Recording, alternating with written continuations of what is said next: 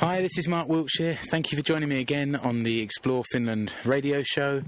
Today I'm pleased to introduce Mikko Panula, and I'm really pleased to have been invited to join him and his hunting team.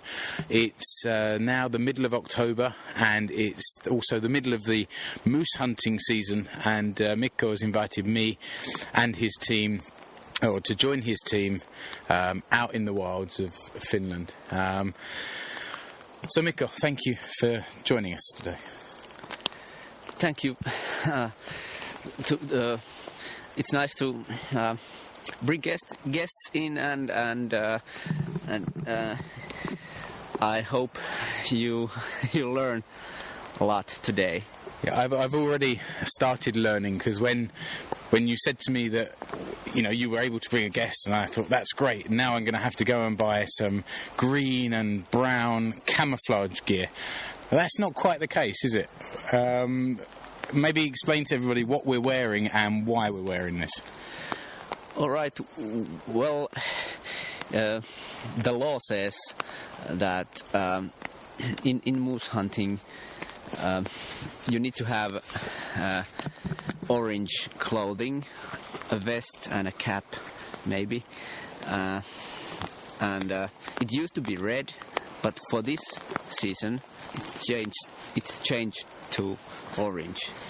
Is that normal for any type of hunting throughout the country and different times of the year? No, it's not. Only in these kind of group hunts where there are lots of people. Okay, involved. so an individual going out on their own could be wearing regular camouflage and just tracking on their own, and that would be fine. But we met with a group of around 20 guys this morning, and we've all gone out in pairs into a pre-agreed area of the woods, and so that we can see each other and don't mistake the movement through the trees of being an animal. Then we're wearing orange. But doesn't that make us stand out a bit? We're hunting moose today, which in Finnish is hirvi. Won't they see us coming a mile off? To me, it seems like we're announcing to the world that we're standing in the middle of the woods. Well, they say that moose do not see colors that good. So basically, what moose is using is its ears. They have really good hearing. Okay, so standing here interviewing you about moose hunting is probably more something they'll pick up on rather than the bright clothing. Yes, definitely. Okay. It is. So although we are wearing bright orange, and my vest even has the reflective safety stripes on it, but there is some level of camouflaging on the orange as well. So I guess if you don't see colour, then the sort of the markings on there, and I'll make sure that in the show notes I include a picture of Mikko with his rifle and with his gear, so you can see what we're talking about. What is the law then? I'm with you today. You're armed with a long rifle. I'm armed with a wet microphone. I'm not allowed to shoot today, which is fine. This is the first time I've been out in the woods like this, and I'm quite excited just to observe. But if I wanted to get involved in hunting, what would I need to do? Well, particularly in moose hunting, there are lots of regulations, and first you need shooting license. There's a test you need to pass every third year. Okay. It's quite easy, but anyway, you need to have that. What do they test? Your sight or your shot or shooting skills? Yeah. Okay. Basically. Okay. And that's one. Then you need to have a rifle that you can lawfully use, and for that you need and apply a license to buy a rifle. Okay. and for that to pass, you need to prove that how you will be using that rifle. Okay. So basically, you need to be part of a hunting club. Okay, so you pass a test to be able to apply to have a license, and you also have to have some connection to a hunting club. Yeah, you can use the rifle on other kinds of hunting, but apart from moose hunting, of course. But you need to be in a hunting club, and particularly in group that hunts moose. Okay. And there are different ways of hunting moose, and each club has their own regulations on the area that they are hunting. Okay.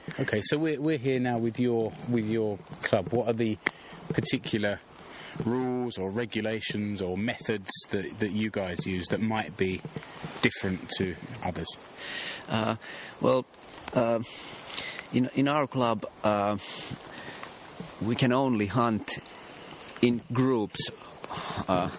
Some other clubs allow individuals to stalk. Okay. But it's not allowed here. Yeah. Okay. And and we hunt using dogs. So some groups just use bigger groups of men. Yeah. Okay. And we've come to the woods here. In very simple terms, there's a group of guys in pairs, like we are, spread out, fanned out, in a kind of crescent shape, and then 1 or 2 kilometres away, there's a couple of dogs that are looking for the moose, and the idea is that they will drive them towards us. Is that right? We are not in pairs, even though we here are now in pairs. Oh, okay. But everybody else is on their own. Yeah. Okay. But basically, that's just how it goes, like you said, and the dogs are kind of dogs that they try to find the moose, and then they bark at them and try to stop them, they are barking to get their notice. Yes. Okay. And that way, the hunter should be able to sneak closer and try shooting the moose. Okay. So is the noise or the activities of the dogs, is that also going to drive the animals towards us? Is that part of the idea as well? Yes. The actuality usually goes in so that the moose are moving steadily, slowly to some direction, and that direction is hopefully where the shooters are. So what is we mentioned before about the moose hunting season, and of course there are lots of other animals living here in the woods in Finland that I presume they have their own different seasons throughout the year. What are those different seasons? Yes, there are many kinds of game in the forest, and the hunting season usually you can say that hunting season starts 10th of August. Okay. And then the pigeon season starts. But the majority of hunters start their season when the duck or the waterfowl season starts at 20th of August. And how long do these individual seasons last? It depends. It depends on the species, but for the pigeon, it's until near the Christmas, just like with the waterfowl. Okay, so it's sort of several months. Yes, Okay. and then the rabbit season, that's very long. It starts from early September and lasts until like late February. Okay. And I guess the off season is around the times of breeding or whatever. Exactly. For the different animals. Exactly. So the hirvi season that we're in the middle of now, is it just 1 month? It's longer. It starts. Well, there are a bit of variation in the north of Finland and southern Finland. Okay. But it starts in late September and lasts until end of December. Oh, okay. It's longer than I realised. Okay, fair enough. You mentioned just before that there are different methods of hunting. What is this method that we're using? What's this known as, and what are some of the other methods that might be used for either hunting hirvi or hunting some of the other animals that have their own seasons?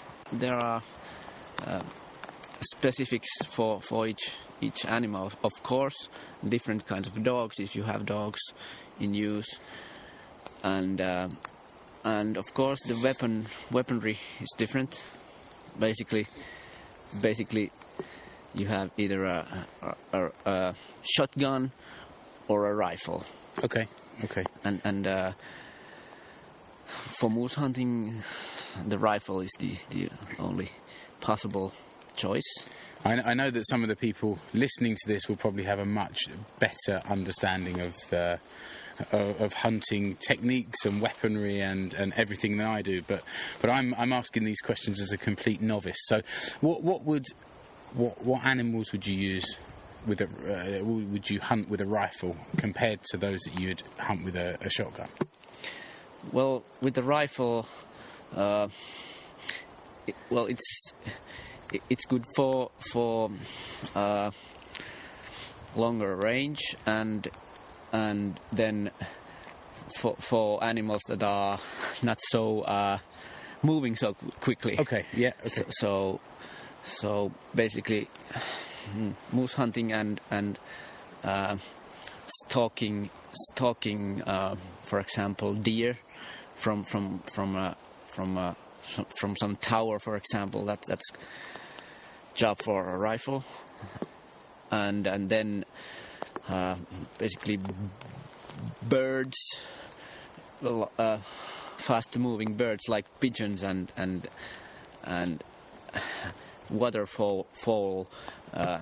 The shotgun is used, and the rabbits as well, I guess. Yes, Yeah, also okay. rabbits. Okay. We were talking before about the fact that hunting in Finland isn't about trophies. It isn't about the sort of collecting different types of animals. The ethos behind it is still about providing food. Obviously, Finland has supermarkets and things where you can buy food, but the kind of the mentality that's driving a lot of the guys in this group here is about hunting for food. Yeah, it's a bonus. Of course, I think the catch, it's a bonus, and the point is to be outside, and in group hunting, like the moose hunt here, it's like I think it's to socialize and to talk with people and About the teamwork as well, I guess. Yes, I think that's the main point. Do people also hunt with traps and things like that, or is it more about the one-on-one? I'm out in the woods and I'm going to catch something. Yes, definitely. People hunt with traps, and that's basically to hunt species that are not originally in Finnish nature, like supikoira or minkki. So those small critters. Yeah, okay, I understand. It seems to me that from the test and the license and buying the equipment and everything, that this is something that you have to have some kind of commitment to doing here. But do you know if someone came to visit Finland, is this something that they would be able to take part in? Yes, although you need to have a license for a weapon. It's really difficult to join event like this without any experience on shooting or handling weapons, because that's dangerous. Yeah, which is why I've got the microphone and you've got the rifle. I understand. Would someone visiting here need to bring their own rifle or shotgun, or is it possible to hire such a thing? I would say that you need to have your own. Yeah. At least you need to have a license. You don't physically need to bring your own rifle, right? Okay. But you need to have a license for a similar weapon that you are planning to use here. Okay, that makes sense. That makes sense. And I guess there are probably some organised events for tourists to come over and take part in some kind of hunting activities.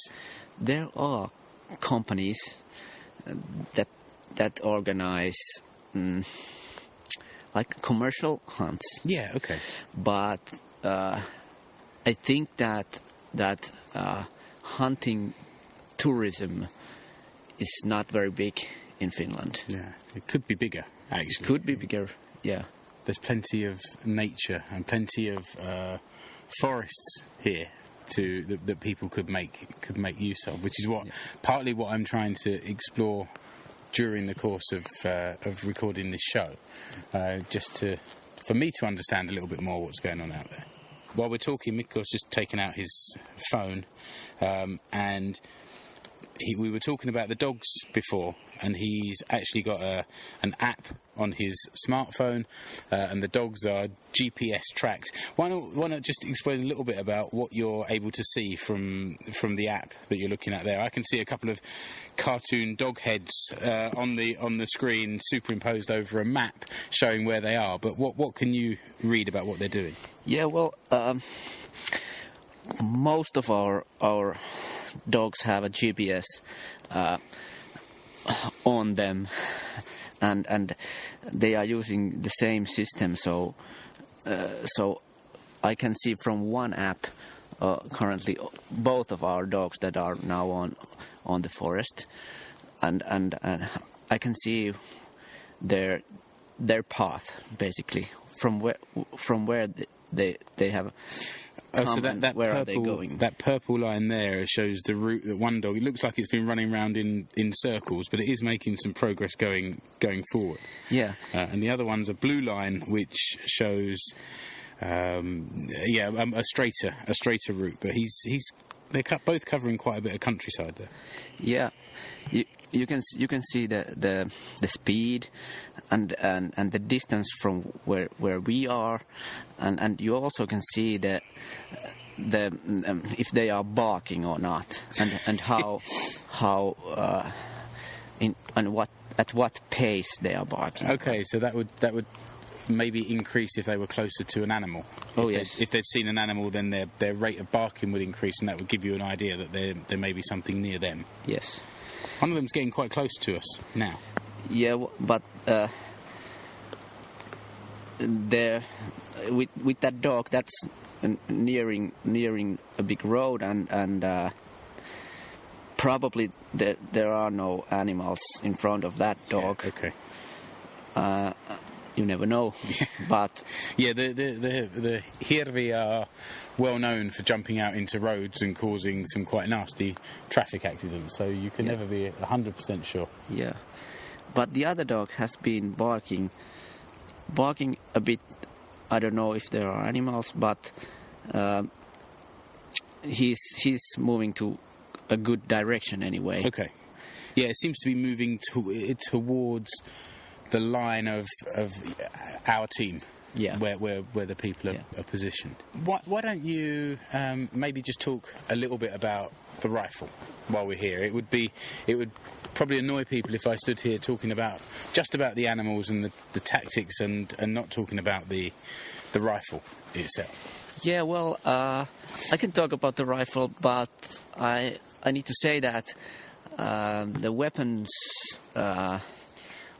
do not present that big part here. I believe. I think I have not seen the rifle of I have not even seen the rifle of each of our team members. Okay. Because like you take it out of the car trunk when you go to your position, and then you put it back. The law says you need to, and you put it back on the trunk when things are over. So I don't feel that weapons are so. You don't compare the weapons. No, okay. It kind of goes with the idea of it not being a trophy hunt. It's just the tool that you use to achieve the task. Yeah. Rather than who's got the newest, biggest, shiniest. Yeah. Specimen or most expensive specimen. Yeah.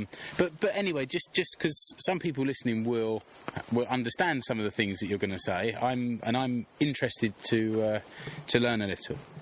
Okay. Well, I have a rifle that has .308 caliber.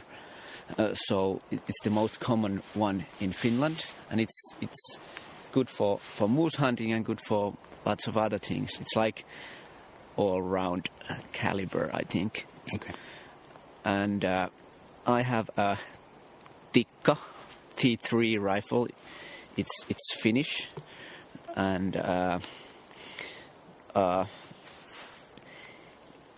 I have attached a silencer and a recoil damper thing on the barrel. Is that normal? It's getting more and more common to have a silencer.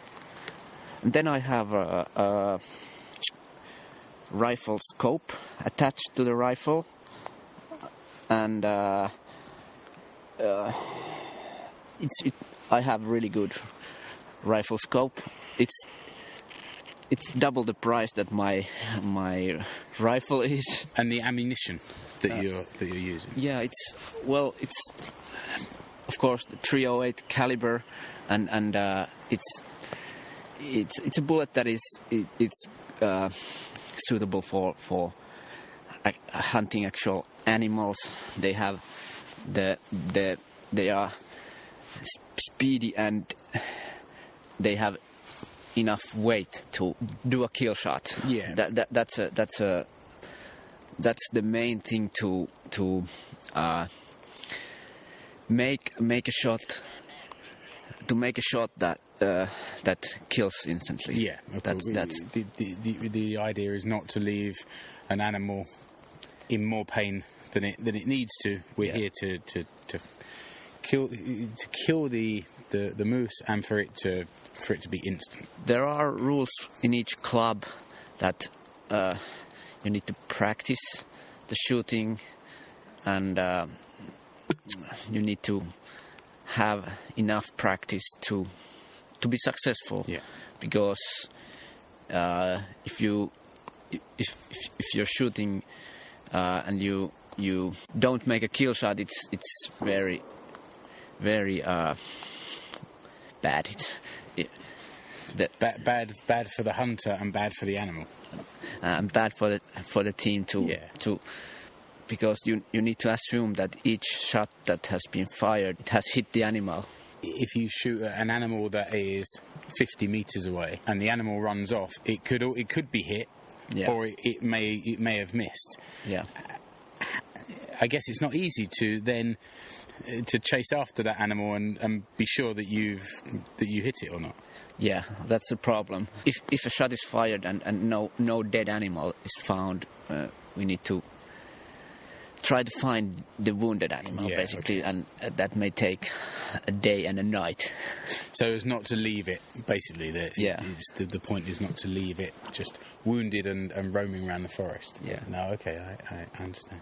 So this is the second weekend that you've been out with your team this season. Yes. What's the sort of average number of animals you'd expect to get in a weekend or in a month or whatever the time frame may be? Well, it varies a lot, but I would say that on average we will manage to hunt one animal per day. Okay. That would be good average. Yeah. Maybe more, but that's a good average. Is there a particular size or age that is the target, or can you not afford to be that fussy when the animals come along? No, you can't afford to be fussy. There are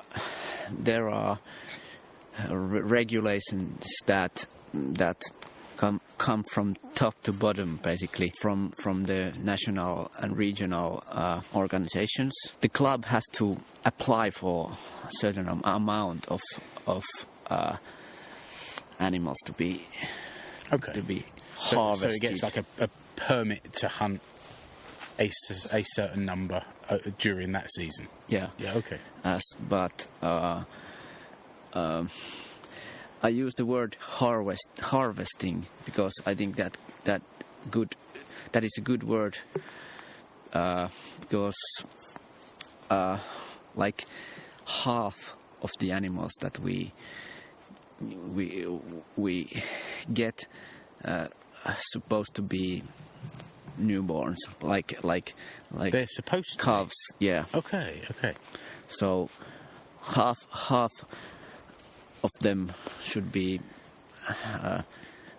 small animals, calves, and then from the other half, then half should be female and half male. So it's quite regulated, and it's about, I guess, somehow maintaining numbers of that animal throughout the country. Yeah, that's the theory. Yeah. Okay. What's the benefit to the forest or to the countryside from having these quotas? The idea of harvesting is to maintain the same ratios of different kinds of animals that would exist without hunting, like in the wild where there's no hunting pressure. There's roughly half female, half male kind of distribution. So I think that's the bottom line. And your club is every year applies for permission to hunt, and is set a quota or a number of different types of animal that it can hunt. Yes, exactly. I don't recall now the exact number of permits that we have for this year, but it's like around 50 to 60 permits. Yeah. And with one permit you can hunt 2 calves. Okay. So there will be like, I don't know, 80, 90 heads. So it's one adult or 2 calves. Yes.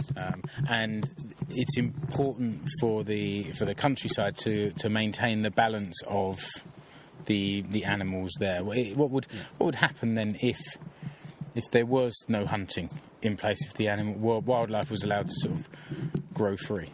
Yeah, the moose as a species, it's very quick to grow up the numbers. Yeah. Okay. So like every female will give birth to one or two, mostly two calves every year. So the numbers, they are going up in 1 year already quite a lot. So this is important for population control as much as anything else, and maintaining the balance in the wilds of the forest here. Yes, and the moose, it'll do quite a lot of harm for forests. Yeah. They'll eat the small trees. This is where forestry work has been done to provide materials for the paper industry, for example, and new trees are planted to maintain the actual ecosystem of the forest, and the moose will come along and actually cause damage where man is trying to replenish what it has used in the forest. Yeah. Okay. And of course, moose is a big animal, and it will wreak havoc if there's a lot of moose and a lot of traffic. Okay. Yeah. In the same area. So it's the managing the population is needed also for traffic. Speaking quietly at the moment because Mikko can see on his phone that the dog is heading kind of directly towards us. We're not sure if it's tracking anything particularly, but Mikko's now standing with his rifle ready, and I'm standing with my microphone ready. And luckily, if there is something coming, he's got that silencer on the gun, so it won't completely blow the microphone and blow your ears while you're listening. Okay, so it's now actually a couple of hours later. Mikko and I have run around the woods a bit. We did get out of breath. Somebody in the team did have a kill, which came probably a bit quicker than I was expecting, I guess. So, Mikko, what were the details of the kill? What was hunted? The junior of our team, 15-year-old Yuri, shot a young bull, which had only two tiny antlers on its head, and that was Yuri's first kill, and that was really nice. So he's 15 now. How long has he been hunting with this club? He's been with his dad for at least for 6 years that I've been here. So it's really in his blood, isn't it? Yeah. Which is good. Good, nice for the boy to have his first kill. One more thing that I wanted to ask you is, once the animal is killed here in the forest, it's taken away on a trailer behind a car. What happens to it? Where does it go to next? To be processed and used? Yeah. Okay. Well, after each hunting day, we'll gather for our Lahti-vaja, where we have quite good facilities for handling the bodies. Then there's also really nice modern hygienic cold facilities where the bodies can stay and cool down and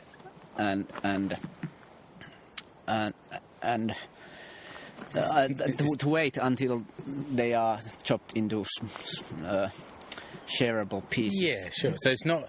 It's a lot more modern. It's a traditional Finnish murkki, like cottage in the woods here, but you've got modern facilities in there to allow you to prepare the meat so that it can be used and shared. Yes. Okay. I think that's time to maybe wrap it up for today. So I'd just like to say to Mikko, thank you very much for inviting me along. And to everybody that's listening, I hope you enjoyed today's episode.